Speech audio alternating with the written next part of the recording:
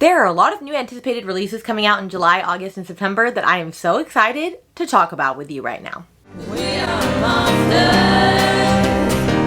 We give and we take. Hey Bookish Babes, and welcome to my book nook. For those that are new around here, the name's Rainy. I read all types of books, primarily fantasy romance, so if you're interested in something like that, please like and subscribe to my channel down below. Today's video is going to be my Q3 anticipated releases, and yes, I think it's wild that we're already on Q3 in just a hot minute. Like, where has the year gone by, seriously? But we are going to talk about all the books that I have and I'm excited for in July, August, and September, and I think I have like 27 or 28. However, August is really slim, so authors just not be writing books that I want to read about in August, but we're just going to go through them, each of them. I'll maybe say a little bit about them, but not a lot, because I don't want to be here for like 5,000 years. But you get the drill. Okay, I have my laptop on my lap so that I can look at like what the books are about. And so the first one that I'm actually really excited for that comes out on July 1st is Tenderly, I Am Devoured by Lyndall Clipstone. And apparently it says it's perfect for fans of Saltburn, For the Wolf, and House of Hollow. And I absolutely loved House of Hollow. But it says it's a moody, monstrously gothic romantasy in which a young woman must bind herself to a dangerous chthonic demon with the help of the son of a rival family to save her family's legacy and herself from ruin.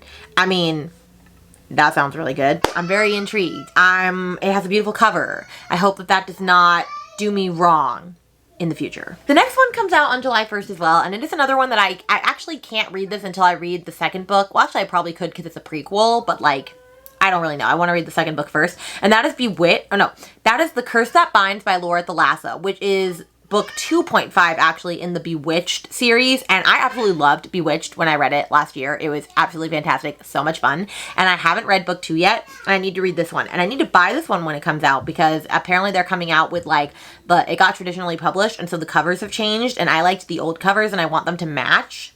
So I need to jump on that sooner than later, actually. I need to look into that. But it's like a dark academia, witches, werewolves type situation. So it's a good time. The next one comes out on July 3rd, and I'm excited for this. However, I'm a little hesitant, and my reasoning is this. So it's Rose in Chains by Julie Soto. Now, I don't remember which Hermione fanfic that this is modeled after, and I had originally wanted to read that before I was reading this. I don't remember which one. I think it's, you know what, I literally can't remember which one. However, I know that a lot of people in the community right now are saying that we shouldn't be supporting Hermione fanfic because, even if it's been changed, because it's originally all going back to J.K. Rowling, and you know, she's doing terrible things right now with all of her anti-trans shit, which I do not condone at all, like, fellow ally here. The thing is, I liked Hermione. I like the world of Harry Potter. Am I ever going to like openly read these on my channel again? No. Am I ever going to openly read these again? Probably not. I just have mixed feelings because like that is the book that like the books that got me into my love of reading. Like I remember racing against my mom to like finish these books, and so it's just sad that it has come to this.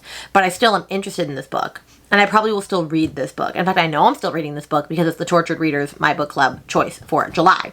But I'm not going to really explain what it's about. But I know that it is based after a popular Hermione fanfiction.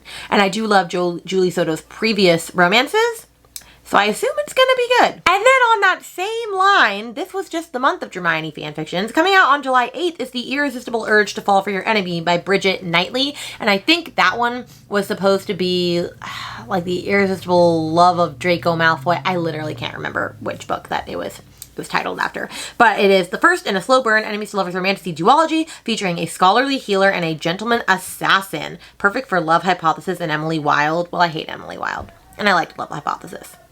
But yeah, I'm also gonna read this one. I do wish once again that I had read the original fanfic before, but it's fine. It's fine. And here's one coming out on July 15th that I was not expecting to be so excited about, and you'll know why in just a minute, and that is The Enchanted Greenhouse by Sarah Beth Durst. That is a spin-off book to The Spell Shop, and I surprisingly loved The Spell Shop, and like, I know, that's weird. I'm like not a cozy fantasy girly, but it was so freaking cute. And this one is a spin-off about a character that you heard about in the first book, and so like, I need that, and I'm so excited. Maybe I can get Brittany to buddy read it with me because we both really enjoyed it, but like, this is the type of cozy that Rainy thoroughly enjoys. Then we have a tried and true hit or miss author for me coming out on July 15th. Also is The Girl I Was by Geneva Rose. And I think this is like a literary fiction book by her. I don't know why all these thriller authors in particular are starting to like just do different genres like off the cusp. Like I think if you have a lane, stay in it. Now I've really loved Geneva Rose books and I've really not cared for Geneva Rose books. And so I don't know how I'm going to go about on this one, but let's see. Alexis will use any inspirational quote to rationalize her failures and shortcomings. When she loses her job and her relationship on the same day, there's no quote strong enough to help her cope. She blames the world for her problems. Feeling sorry, she finds a bottle of vodka from her college days and goes on a bender, blacking out. Only this time she doesn't wake up at home or in the right city. Sorry, all this commotion happened because some kid knocked on our door wanting to like use his leaf blower to make money to like clean our yard. Okay, anyway, now Eloise is freaking out because that scared her. The dog barked, everyone barked, and you know, it was a time for all. But I am excited, kind of, for the Geneva Rose one. Then also coming out on July 15th, which is a heavy hitter day, is The Bewitching by Silvia Moreno Garcia. And I was hesitant on putting this one on my list because it is like a historical fantasy. However, this is what got me. 3 women in 3 different eras encounter danger and witchcraft in this eerie, multi-generational horror saga. That sounded really good to me, and I've never actually read a Silvia Moreno Garcia. I used to own Mexican Gothic, and then I got rid of it because I didn't think it was the type of book that I would want to read. But like, it does sound good, and I do love a good witchy horror. So this might be one that I borrow from the library, though. Then coming out on July 22nd is a book that I'm very excited to read from an author I also haven't read from yet, and it is Arcana Academy by Elise Kova. And this one says, it's a woman who wields magical tarot cards, lands herself in a false engagement with the headmaster of a mysterious academy. That has a lot of buzzwords for me. I love magic. I love Dark Academy. I love teacher student. I love all of these things, and the cover is just gorgeous. I really, really hope that this is a banger. Then we have one that I probably won't get to when it first comes out, and it's on my radar because I don't want to get too far behind in this series. So coming out on July 29th is Wrath of the Dragons, which is the second book to Fear the Flames by Olivia Rose Darling. And the thing about this is that I heard that once it got edited down, because it's traditionally published now, the first book wasn't as good. And I own the traditionally published version. So I wanted to read that first, and then read the traditionally published, and then get to this. And I feel like I should do that sooner than later, because I don't know how many more books are going to be in this series, but I don't want to get that far behind, and I do want to read this dragon romantasy. I don't freaking know. And then the last book I have for you for July comes out on July 29th, and I've never heard of this before, but it popped up when I was looking for new releases, and it looked really good. And it's called Immortal Consequences by I.V. Marie. And it says, 6 students at Blackwood Academy, an enigmatic boarding school located at the edge of the afterlife, must compete for the once-in-eternity chance to change their fate, or risk removing being stuck in purgatory forever. This sounds really good. It has a lot of buzzwords. Sorry, my mic almost fell off. All the things almost fell off.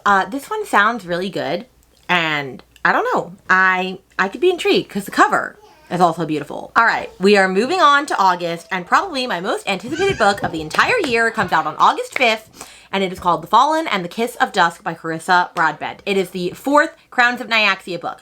Now, Carissa Broadbent is my favorite author. My eye is like spazzing right now, getting really itchy.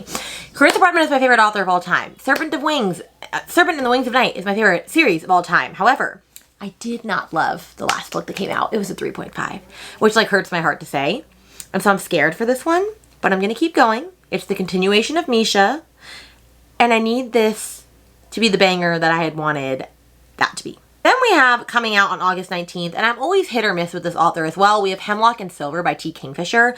However, it says that it is a dark reimagining of Snow White, steeped in poison, intrigue, and treason of the most magical kind. And while Snow White is not actually one of my favorite movies growing up, her voice always just really annoyed me. This cover is pretty.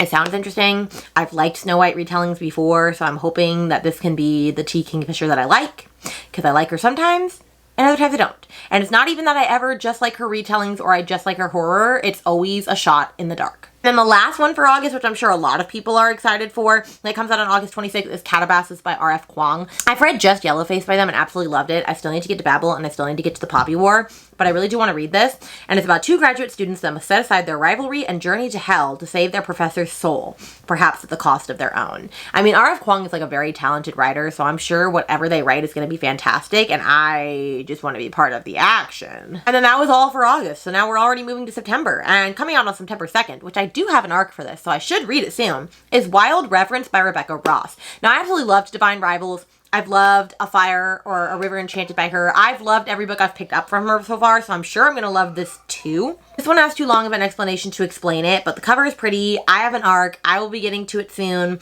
And yeah, I just love this author so much. And coming out on September 9th, which I'm hesitant on because I loved If We Were Villains by this author, but I heard their other book that came out like a year ago was not that good. And this one doesn't have good ratings so far, which makes me worried. It's called Hot Wax by ML Rio. And it says, a vivid and immersive tale of one woman's reckless mission to make sense of the events that shattered her childhood and made her who she is. Which I feel like doesn't really explain anything, but the cover is also not really giving. I just don't know. Then I don't know if this book is actually going to come out because the cover is not there yet, but it says it comes out on September 9th, so we'll see. And it's Eldritch, which is the second book to Anathema by Carrie Lake. And as we know, I love Carrie Lake so freaking much. And so I want to read Anathema so that I can read this, but I have a feeling this is not coming out. So I'm not going to be too anticipated for this. And we have an author that I've loved every book they've written except for one. And so I hope that this is not The Downfall, coming out on September 9th, and it's Plain Ice by Rachel Harrison. I did not love So Thirsty, okay? I didn't. But this one sounds good. A woman must confront the demons of her past when she attempts to fix up her childish home. However, this is a haunted house novel. And I freaking hate haunted house books. I really do. And so I am scared that this is going to follow suit of all haunted house books for Rainy and ultimately be bad. I don't know, guys. I don't know. Then I want to get caught up on this series because now it's going to be a TV show, and I do love Miss Elsie Silver so much. Coming out on September 9th is Wild Card, which is the 4th book in the Rose Hill series. Have I read Wild Love or Wild Eyes or Wild Side? No. Do I have special editions of them? Yes. Is that a problem that I have repeatedly? Also, yes. But this one says, Sebastian Russo is a grumpy, hot-as-hell fire pilot who is too damn good with his hands. Ex-boyfriend's dad. Well, that is a trope I can get behind, y'all. Now here's one that I'm insanely excited about. It comes out on September 23rd, and it is We Love You Bunny by Mona Awad. Now I loved Bunny when I first read it. It was one of the first weird girl books that I absolutely ate up and loved so very much. Like, I loved this book. And now it is kind of like a prequel and a sequel combined in one, and I just can't wait to be back in the world of Bunny. In fact, I might even need to do a Bunny reread because it's been a long time. Now it's very, very meta, and it's not for everyone. But it is for me. Then we have a book that I had anticipated in June, but it's coming out in September, which actually gives me time to catch up on this series finally. And that is on September 23rd, The Primal of Blood and Bone by J.L.A. This is Blood and Ash number 6, and I'm on Blood and Ash number 3, so I really do need to get a move on in the world, but I'm really liking this series. So I will get to this at some point. Then we have an author that I've been wanting to try, but I'm not a huge YA person, but this is their first foray into adult romantasy. And on September 23rd, we have What Fury Brings by Trisha Levenseller. And it says, it's a sexy, empowering romantasy featuring a warrior general who must kidnap and train a husband in order to take her rightful place as queen. The cover is just okay, but I'm excited. I've heard she writes really good YA, so I'm hoping that her adult romantasy, is also good. Then we have a book that I don't know how I feel about. It's also coming out on the 23rd, and it is Tourist Season by Brynn Weaver. It's her new serial killer series called The Seasons of Carnage. And it says, Cape Carnage is a seaside town of colorful houses, quirky shops, and an unusually high body count. But with tourists comes trouble, and Harper Sterling won't let anyone ruin her picture-perfect home. Okay. Troublesome tourists don't check out of Carnage. They compost beneath the flower beds. But Nolan Rhodes isn't your average tourist.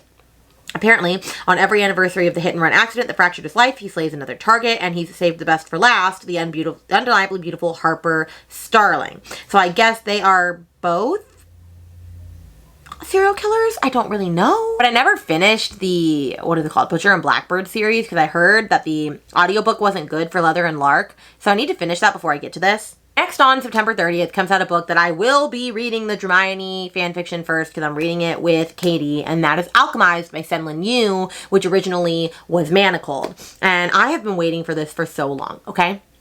A woman with missing memories fights to survive a war-torn world of necromancy and alchemy, and the man tasked with unearthing the deepest secrets of her past. I just want to read the beauty or the tragedy that is Manacled first before I read this. I'm so excited for this book. And then also coming out on the 30th is a book that I am so freaking excited for because I love anything this author writes, and that is Soul Searching by Lila Sage. And it's the new beginning of her series, Sweetwater Peak. And it says, as a small town upholsterer in need of a fresh start, a photographer whose life has come to a screeching halt, and the supernatural forces that bring them together. The cover is sending, everything is sending. I love Lila Sage so much. I cannot wait to get my little hands on this. Then also coming out on the 30th is a book that I really should catch up on the series on because I loved book 1 so very much, and that is Every Spiral of Fate, which is the 4th book in This Woven Kingdom by Tahara Mafi. I loved book number 1, and I own books 2 and 3, and I want to own book 4, so I should get to it, especially because there's a dragon on the cover. I need to know about these dragons. And then the last one I'm kind of hesitant to put on because I've never read a book by this author, but it already doesn't have great ratings, but the cover is so pretty. And it's called The Sleepless by Jen Williams. And it says, God Killer meets Powerless in this epic gods and monsters romantic fantasy. Welcome to a world where gods and monsters roam the earth. I just don't know. This also might be a library, borrow, but it looks really pretty. And that, my friends, is all of the books that I am excited for in July, August, and September. If you got to the end of this, let's put a dragon emoji because the last book I talked about had dragons. Let me know a book that you are most excited for, if it's the same as mine or if it's one that I haven't heard about, so that I can get excited for you. And I want to say a special thank you to my patrons that support me. If you're ever interested in joining my Patreon that's friends themed, and we do all sorts of fun stuff over there. We're doing watch-alongs, extra sprints, extra videos, all the things. I will link the information for it underneath this video. Thanks to everyone that follows me. Make sure to follow me on all social media platforms over at rainybluereads. And with that, my friends, I will see you in another video very soon.